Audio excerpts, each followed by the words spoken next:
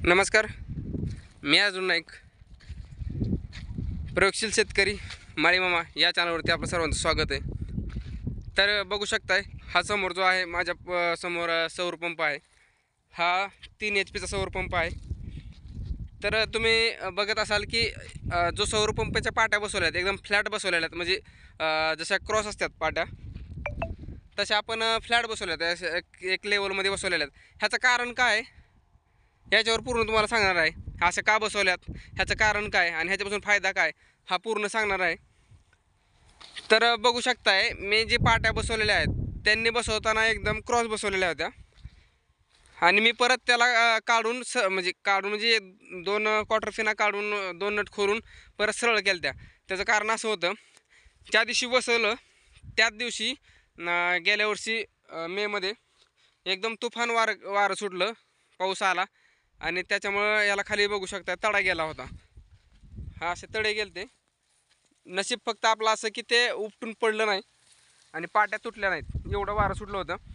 तर हे असं का बसवल्याच्या नंतर 4 दिवसांनी अशा फ्लॅट पाट्या अशा क्रॉस पाट्या बसवल्या त्या अशा साईडच्या, अशा ह्यात सध्या अशा, तर अशा बसवल्या त्या आपण. तर काय झालं, ह्या साईडनं जसं बांध आहे, ह्या साईडनं जसं हाईटला थोडंसं बांध असल्यामुळं उंची पाट्याला थोडी जवळ आहे.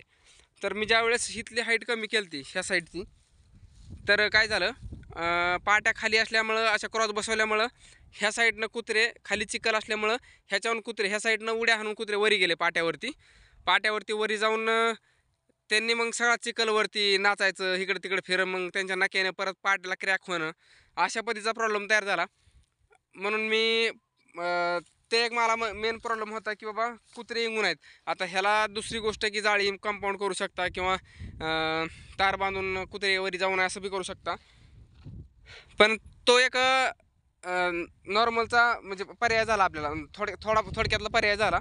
पण दुसरी गोष्ट अशी होती की बाबा ज्यावेळेस आपण क्रॉस पाट्या बसवतो अशा साईडच्या, म्हणजे जसं दक्षिण साईडला आपण झुकवतो पाट्या, त्या साईडला केल्याच्या नंतर काय होतं, ज्यावेळेस उत्तरेकडून एकदम वाऱ्याचा जोर येतो किंवा वारं सुटतं पावसाच्या टायमिंगला सुरुवातीला, किंवा वावळट येते उन्हाळ्याच्या दिवसामध्ये जास्त. ह्या दिवसामध्ये एप्रिल मे मध्ये जास्त वाऱ्याचं प्रमाण जास्त राहतं, वारं पाऊस असं प्रमाण जास्त राहतं.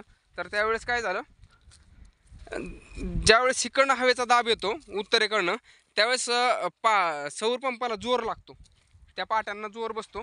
मग त्यावेळेस उडून जाण्याची क्षमता जास्त राहते आणि पाट्या क्रॅक होण्याची किंवा तुटण्याची जास्त शक्यता राहते.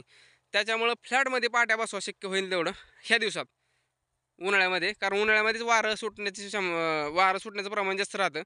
मग हिवाळ्याच्या सीजनमध्ये वारं नसतंय, मग त्यावेळेस तुम्ही दक्षिण साईडला झुकू शकता. म्हणजे ज्या साईडला दक्षिण साईडला हिवाळ्यामध्ये कसं राहतं, दक्षिण साईडला सूर्य राहतो, त्या साईडनं कलता सूर्य असल्यामुळं त्या साईडला तुम्ही झुकू शकता.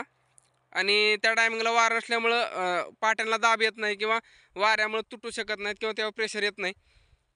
फक्त उन्हाळ्यामध्ये शक्य होईल तेवढं अशा फ्लॅट पाट्या करा, एक लेवलला पाट्या करा. म्हणजे आता ह्याला कितीही वारं सुटू द्या, किती पण, तरी सरळ सरळ खालून वारं निघून जातं. कारण अडकायला ह्याला चान्स नाही आहे, कुठंही ह्याला वारं अडकत नाही. आणि ह्याला फक्त एकच आहे, आता तुम्हाला दाखवतो मी कसं केलं. तर आता इथं ह्या पट्टीला 3 होल आहेत, तर त्यांनी बसवताना ह्या मधल्या होलमध्ये ही क्लिप बसवली होती आणि पलीकडची बी मधल्याच होलमध्ये बसवली होती. म्हणजे अलीकडे क्लिप पलीकडे गेली आणि इथं हा जी मध्ये सेंटरला बोल्ट आहे बघू शकताय, हा सेंटरला बोल्टला हा ही आहे क्वार्टर पिन आहे. ही क्वार्टर पिन काढून, क्वार्टर पिन तशी तर काढायची गरजच नाही, एक काढ लागती. ही 3 होल आहेत ना, हे 3 होलमधली एक क्वार्टर खालची काढायची, वरची तशी ठेवायची. खालची काढून ज्यावेळेस आपण इकडं झुकवतो त्यावेळेस ही क्वार्टर पिन ह्या होलमध्ये येईल, ह्या होलमध्ये टाकायची, म्हणजे अशी झुकती होती. म्हणजे इथे त्यांनी ॲडजस्टमेंट दिलेली आहे, त्या पद्धतीनं त्याला सोपं आहे करायला. ते असं नाही किंवा तेच लोक येऊन करायला पाहिजे असं काही नाही, ते आपण घरची घरीही करू शकतो. तर सौर पंपामध्ये जे होणारा धोका आहे वाऱ्यापासून किंवा कुत्र्यापासून, त्याचा आपल्याला फायदा होतो. मग याच्यावरती कुत्रे पण चढू शकत नाहीत आणि वाऱ्याचा ह्याला काही धोका होऊ शकत नाही. तर हा 3 HP चा सौर पंप आहे आणि पाणी व्यवस्थित मारतो. आणि आपली ही जी ओसवाल कंपनी आहे,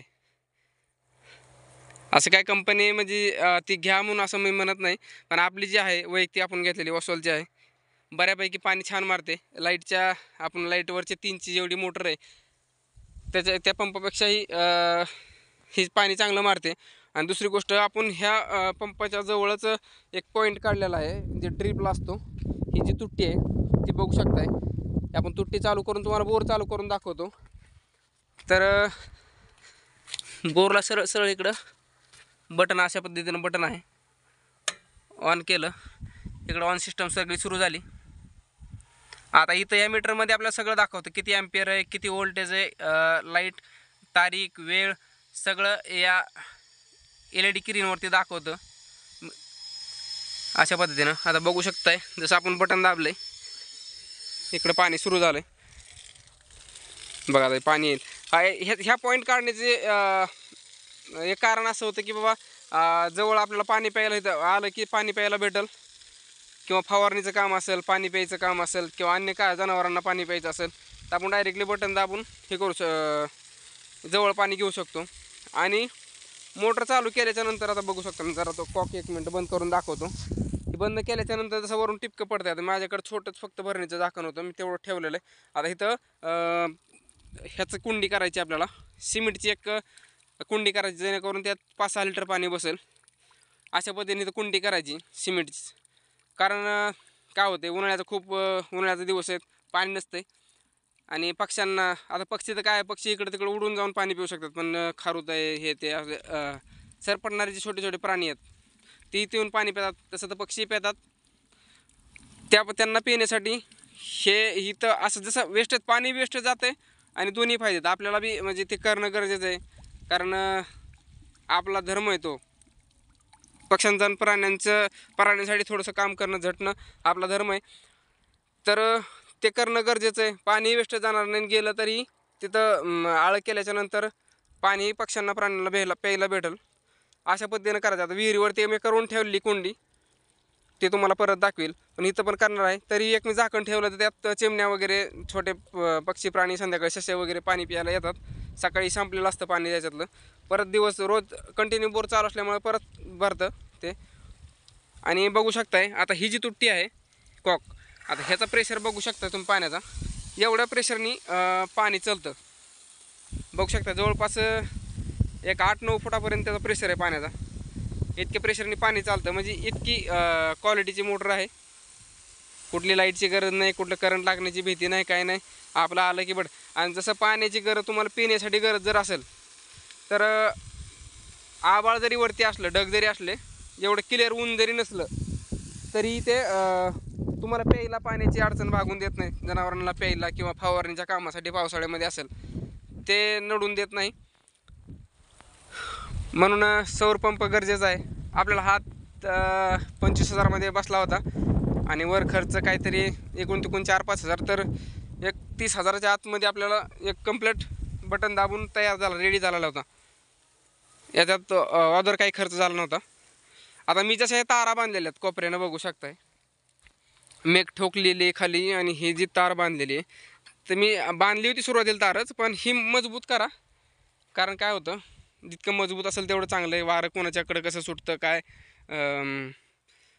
त्याच्यामुळे हे तर काय करा, ह्या ठिकाणी जे आहेत तिथं पोलचे खिळे ठोका, म्हणजे अँगल ठोका. अँगल एक 2.5-3 फुटापर्यंतचे अँगल खाली ठोकून द्या, घनाने ठोका किंवा खड्डे दर खांदून सिमेंट ओतून, म्हणजे ज्याला जसं सोपं वाटेल तसं करा, पण ते करा. आणि अशा पद्धतीनं वरी ही जी पाईप आहे त्यांची जी आहे ह्याला बांधून टाका. जितकी मजबूत तार असेल तेवढे मजबूत तारेने बांधा. कारण हे करणं गरजेचं आहे. कारण एवढा खर्च करायचा आणि वाऱ्याच्या दिवसात जर ते उडलं, त्याला तुटलं, तर काय ह्याचा पर्याय, तुटल्याच्या नंतर ह्याला काय पर्याय नाही, हे काय रिपेअर होत नाही. त्याच्यामुळे बसवताना मजबूतीनं बसवा. आणि हा फ्लॅट करा, उन्हाळ्यात शक्य होईल तेवढं फ्लॅट करा, म्हणजे सफाईचं बसवा. कारण हवा खाली खेळती राहिली पाहिजे, खालून हवा गेली पाहिजे निघून. पावसाळ्याच्या दिवसामध्ये तुम्ही असे कानवडतं करू शकता, एका साईडला झोकू शकता, कारण त्याच्या पडलेलं पाणी असं पटकन निघून जाईल. अशा पद्धतीने करा. आणि ऊनही त्या साईडला सूर्य असतो, त्याच्यामुळे तसं केलं तर चालतं. पण शक्यतो एप्रिल मेच्या उन्हाळ्याच्या दिवसामध्ये शाप बसेल असं करा, फ्लॅट करा. कारण काय होतं आहे, त्या दिवसामध्ये वारं आणि कावदान सुटण्याचं आणि पावसाचं प्रमाण जास्त असतं, त्या टायमिंगला हे उडून जाण्याचा जास्त धोका राहतो. त्याच्यामुळं मी असं फ्लॅट केलं आहे. तर ही माहिती कशी वाटली ही नक्की कळवा. आणखीन काय कोणाचे प्रश्न असतील तरी ते कमेंट करून विचारा. परत सर्वांचे धन्यवाद. राम राम.